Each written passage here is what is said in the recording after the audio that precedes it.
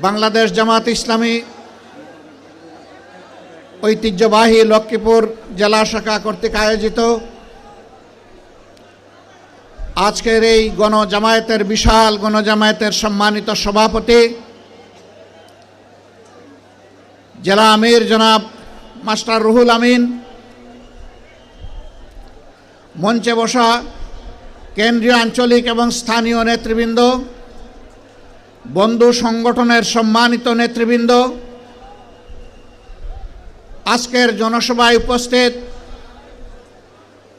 প্রিয় লক্ষ্মীপুর জেলার আপামর জনগণ, মিডিয়ার সম্মানিত বন্ধুগণ, আমি আল্লাহ রাব্বুল আলামিনের শুকরিয়া আদায় করছি। আজ থেকে ঠিক 1 বছর আগে এই লক্ষ্মীপুরের মাটিতে